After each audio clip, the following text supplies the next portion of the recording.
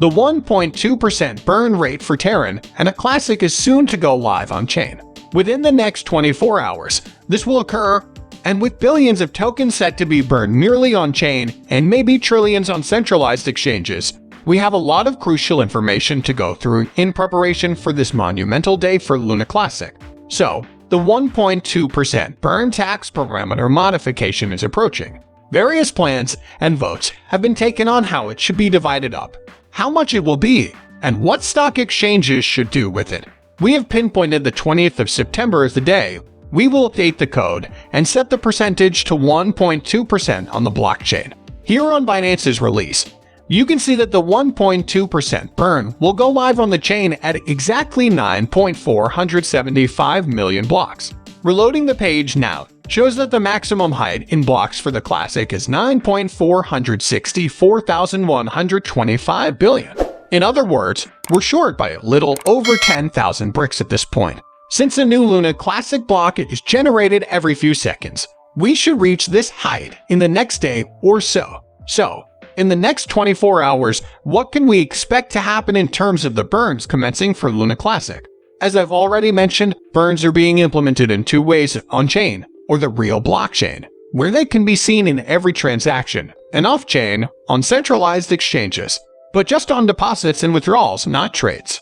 With the exception of Coin and MHC and possibly KuCoin, all of the major exchanges are fully implementing on every single buy and sell EG trade on their platform at the present time. With the data at hand, it is clear that daily transactions in the off-chain and on-chain economies total in the billions of dollars and the trillions of Terra, respectively.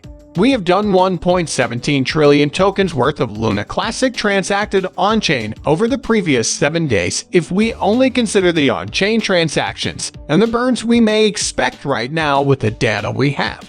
This would result in the destruction of 14 billion tokens per week, 60 billion tokens every month, and 720 billion, or over a trillion tokens every year if the 1.2% burn tax were applied. It's vital to remember, though, that this is only valid on-chain. The exchanges do not consider this to be off-chain, even though Binance won't suffer nearly as severe a fire damage as was feared, since they are just now imposing the tax on deposits and withdrawals. Because of the tremendous volume traded on these exchanges, I believe it is reasonable to assume that this trend will continue.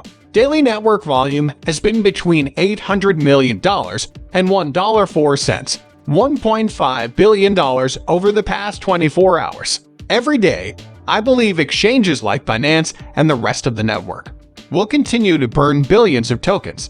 Many billions of tokens are also exchanged daily. After factoring in the additional 2 billion tokens per day that will be implemented on the blockchain, the token burn rate could reach anywhere between 5 and 10 billion per day, or 4 trillion Classic, meaning that by the end of the year, hundreds of billions of tokens will have been burned. Mark, certainly keeping up the current stable transaction volume on and off-chain will allow us to burn trillions of tokens a year for a Lunar Classic. For whatever reason, I had anticipated a much smaller daily burn rate, something in the range of $1 billion to $2 billion depending on how it loves to burn. As a result, the 1.2% tax will be applied automatically on all chain traffic, and despite the fact that the exchange volume will be lower, it will still be quite a lot. Indeed, it very certainly does. I believe this might be a very excellent catalyst to start breaking some of these previous support levels if we see some healthy burn numbers coming back from territory in a Classic. Here are the levels of resistance from the coin up through the 3,334 area, the 50 area, and finally the 6,000 record high. It might be a game changer, since I believe many traders and investors have fled the market since hearing the bad news that Binance would restrict trading activity yet allow deposits and withdrawals. However, many investors and holders would have more confidence that the burn is actually coming if we return to health, resume buying, and drop below 6 billion tokens in circulation during the following month. Some additional time may be needed to burn up the stockpile, but we should eventually reach the 99% burn rate we've been hoping for. There's no way that can be achieved in the next few months. It could take 3, 5, or 10 years to accomplish, and there will be a substantial influx of fresh funds. Assuming we achieve good burn numbers, and in particular considering the staking tokens that are currently being unlocked, the burn numbers for Lunar Classic will still be substantial on-chain and off-chain.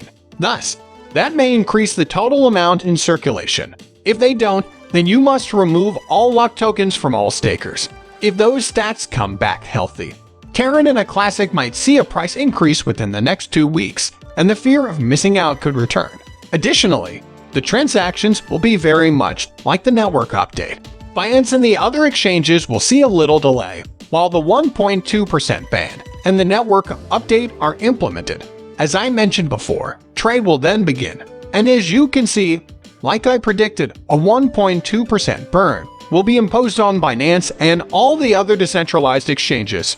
Likewise, it will be released live on the chain at the same time, at the height of 9.475 million blocks, or roughly 10,000 blocks from where we are now.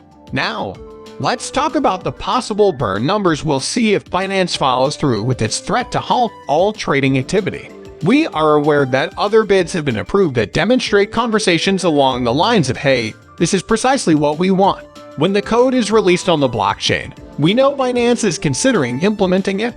All of this is, of course, conjecture and rumor at this point, but if Binance and the other centralized exchanges were to adhere to the original concept and burn every buy and sell, e.g., trade conducted on the exchanges, we would then be burning roughly about $50 billion a day.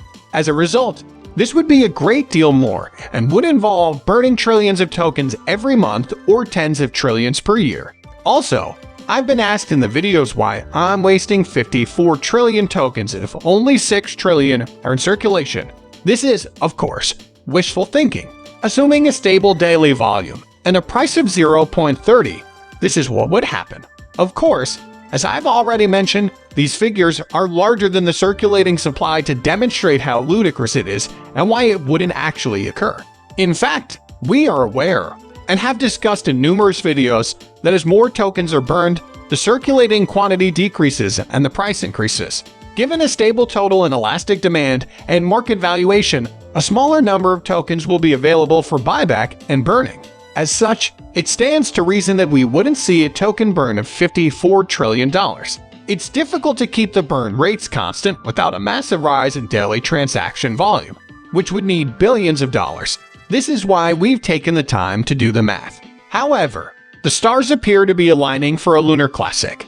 Over the next few weeks, we might see token burn rates of 100 billion and higher. Month, in my opinion, based on the burn rates we've been witnessing and the current on and off-chain traffic. This is a monumental day for Lunar Classic, one that will determine the course of the network for the next decade or so, and one that will have a significant impact on ticket prices and other economic factors. Leave your thoughts on the expected degree of damage below. Our sincere appreciation for your time in seeing this video. Give it a like if you find any value in it. Get on the channel's mailing list. Thank you so much for watching, everyone. It's Vinny. And with that, I bid you a pleasant day and adieu.